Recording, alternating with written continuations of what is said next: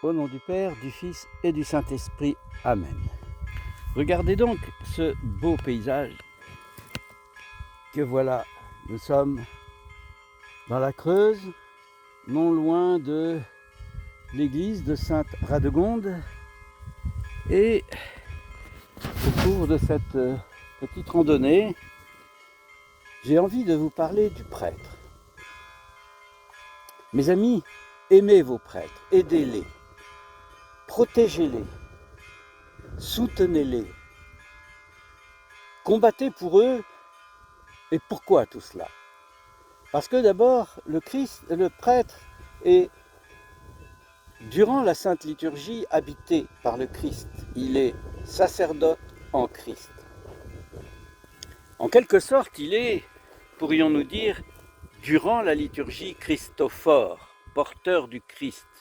Non pas en tant qu'il aide le Christ en tant que tel, mais plutôt que il est l'action et la voix du Christ dans la liturgie et dans le quotidien. Il est éprouvé aussi par le Christ, comme l'était celui qu'on appelle Saint Christophe, vous vous rappelez. Et puis, il est pneumatophore, le Christ, c'est-à-dire qu'il est porteur de l'Esprit. L'Esprit, il l'appelle, durant la Sainte Épiclèse, il appelle le Christ, il appelle l'Esprit afin que cet Esprit transforme le pain et le vin, substance commune, en corps et en sang du Christ, sublimation du pain et du vin, transformation du pain et du vin. Cette action inscrite dans le mystère de la foi, le prêtre en est le garant. Alors, bien, il vous faut comprendre que tous les prêtres sont bons par essence, tous les prêtres sont purs par définition et par choix, même s'il existe des prêtres qui ne le sont pas et qui font des erreurs. Eh bien, écoutez, ce sont des exceptions, non pas la généralité. Tout chrétien se doit d'aimer, d'aider, de protéger, de défendre le prêtre. Je vais en fait rebondir sur une partie de la lettre de Saint Paul aux Corinthiens, lue ce jour, 19e dimanche après la Pentecôte. Et vous le savez, nous nous acheminons petit à petit vers la période de l'Avent. Saint Paul nous relate cette histoire de cet homme qu'il a vu et qui a été ravi au 3e ciel. Et Saint Paul nous dit, est-ce vraiment en son esprit ou en son corps? Je ne sais pas. Seul Dieu sait, et c'est l'affaire de Dieu, ce n'est pas mon affaire.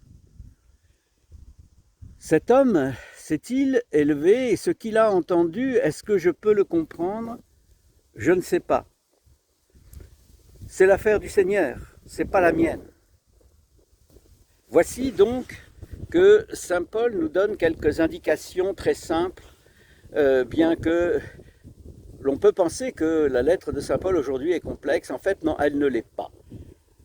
En réalité, Saint Paul nous enseigne que nous n'avons pas à nous engouffrer dans les labyrinthes d'une pseudo-connaissance des mystères de la foi et des mystères divins.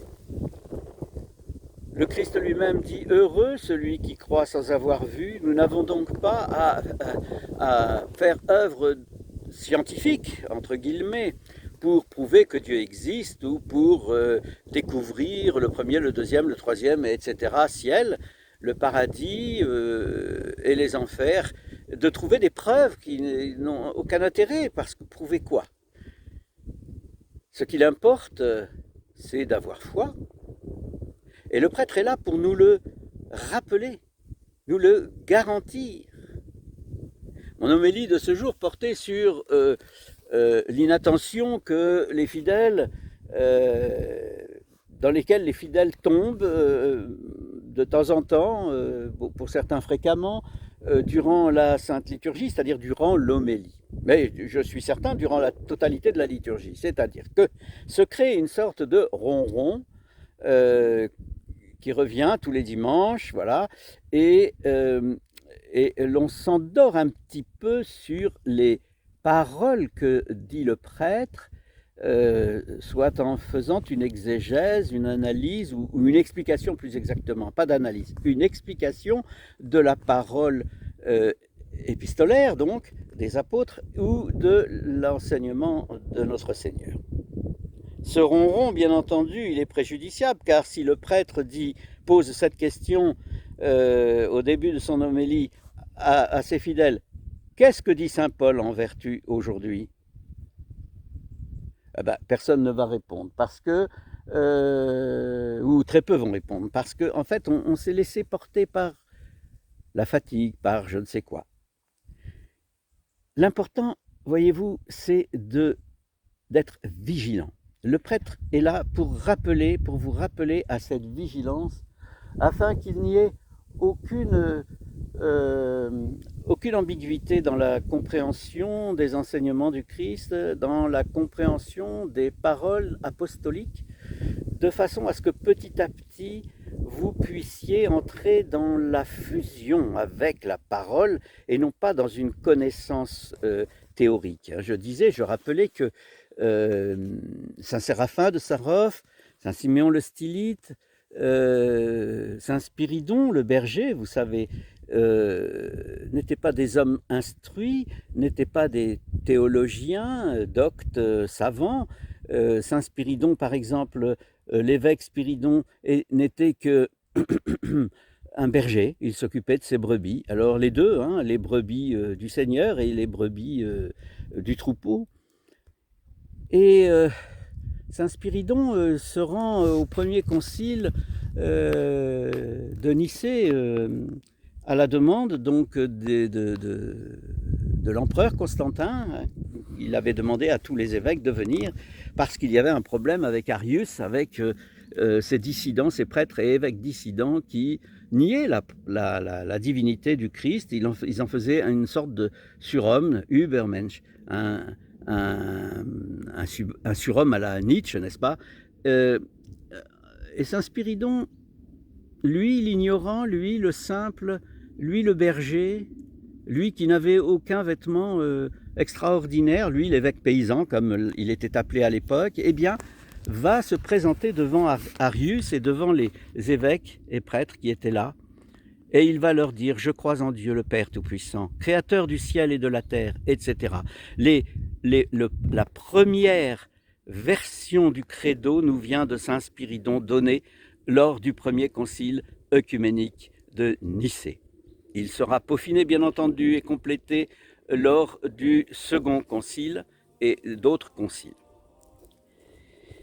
Là, voyez, le prêtre n'a pas besoin d'être un savant. Le prêtre, il est là, il a offert sa vie au Christ et à vous, tous, frères et sœurs. Il donne ce qu'il y a de meilleur de lui-même et demande pardon pour ce qu'il y a de pire en lui-même.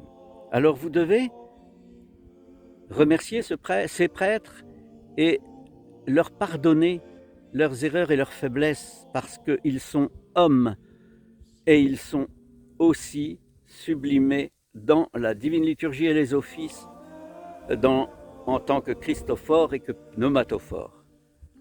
Le Père est le lien.